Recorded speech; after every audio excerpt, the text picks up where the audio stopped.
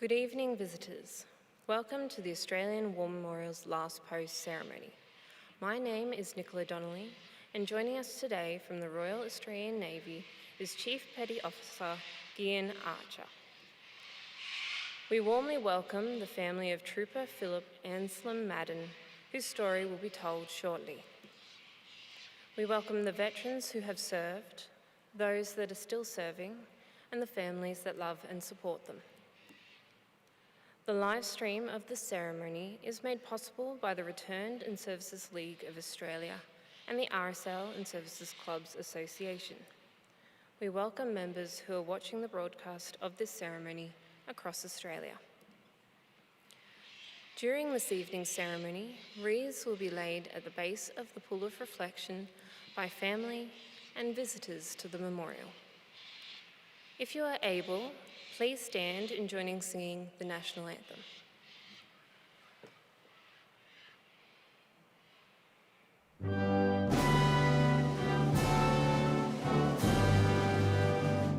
Australians, oh, let us rejoice, for we are one and free. We've golden soil and wealth for toil.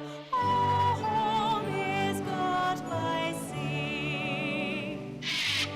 Our land abounds in nature's gifts of beauty, rich and rare.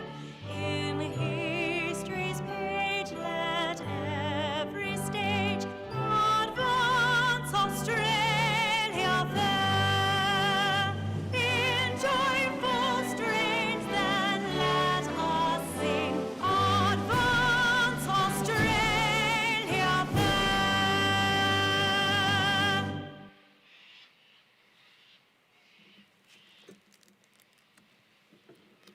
The Australian War Memorial was the vision of Charles Bean, Australia's First World War official historian.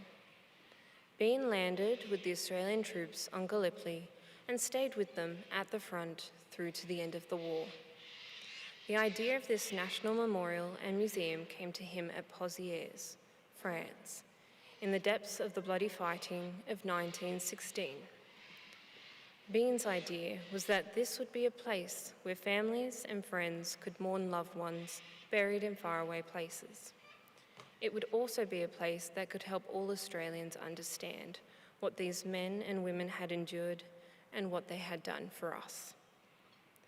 Bean's vision, to which we remain true, is best expressed as inscribed in the entrance to the memorial's galleries.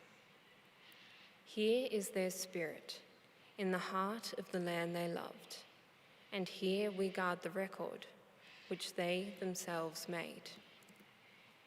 Tonight, we'll read the story behind just one of those on the Roll of Honour, which lists the names of more than 103,000 men and women who have given their lives for us in war and on operations for more than a century. But first, we present a lament, Flowers of the Forest. Wreaths or floral tributes will now be laid at the base of the Pool of Reflection.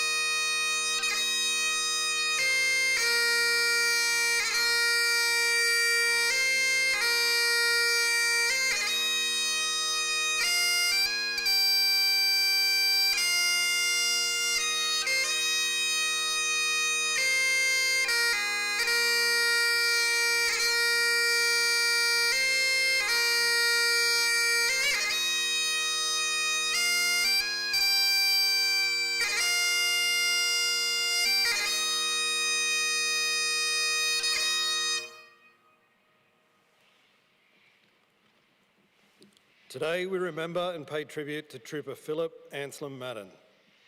Phillip Madden was born in the Sydney suburb of Petersham in April 1890, the eldest of 8 children born to Frederick and Catherine Madden.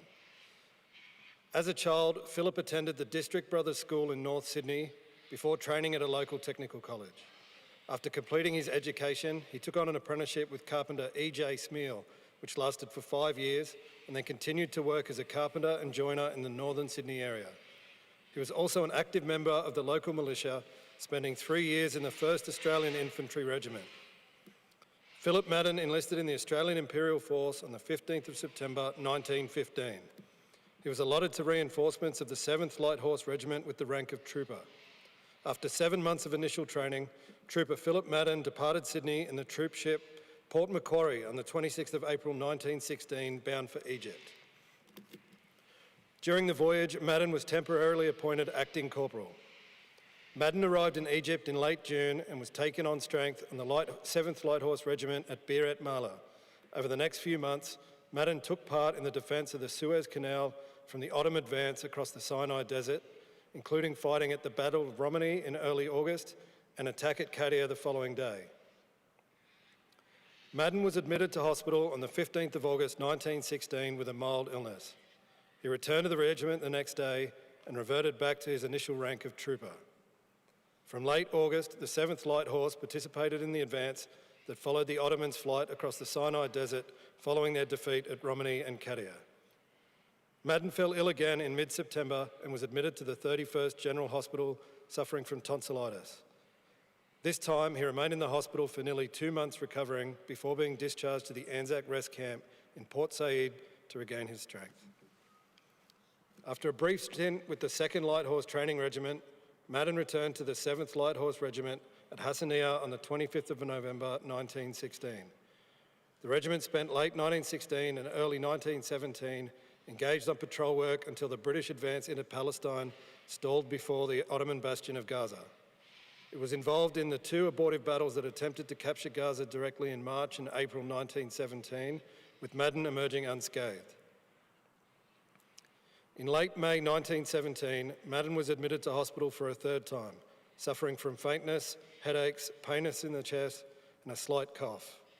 Although no formal diagnosis was made, he remained at the 24th Stationary Hospital in Abbasia until mid-July, when he was again discharged to the 2nd Light Horse Training Regiment to regain his fighting strength.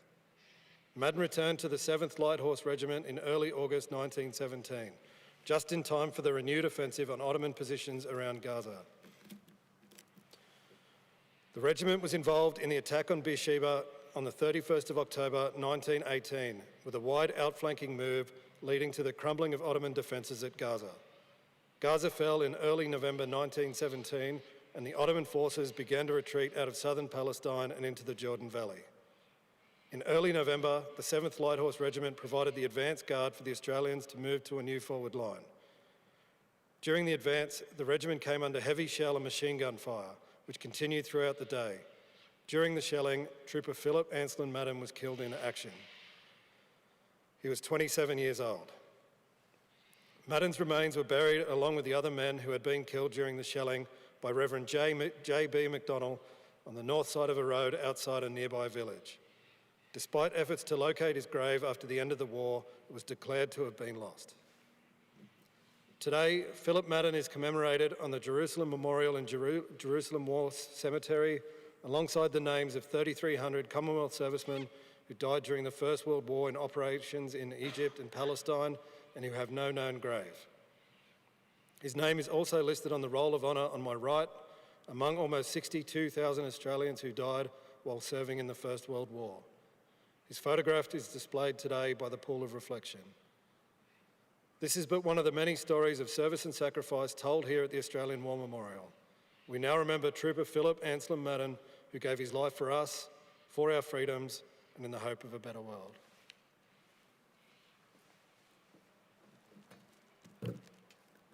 Please stand for the reading of the Ode and the sounding of the last post. They shall grow not old, as we who are left grow old. Age shall not weary them, nor the years condemn. At the going down of the sun and in the morning, we will remember them. We will remember them.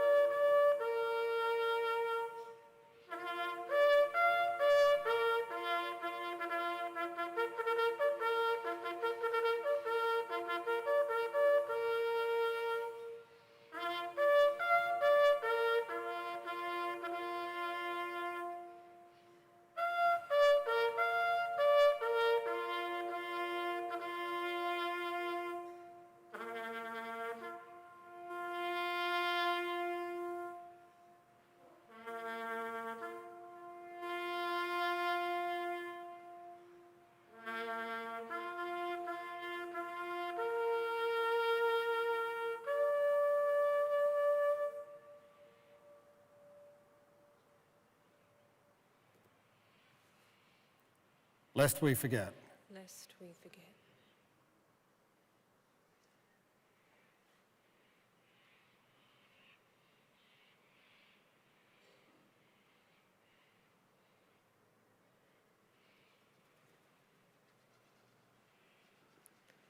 We leave you this evening with the words of the memorial's founder, Charles Bean. Many a man lying out there at Pozieres or in the low scrub at Gallipoli, with his poor, tired senses barely working through the fever of his brain, has thought in his last moments, well, it's over, but in Australia, they will be proud of this. Ladies and gentlemen, girls and boys, that concludes the last post ceremony. On behalf of the Director, staff and volunteers, thank you for visiting the Australian War Memorial today and for your continued support during the Memorial's development project. We wish you all a very pleasant evening. Thank you.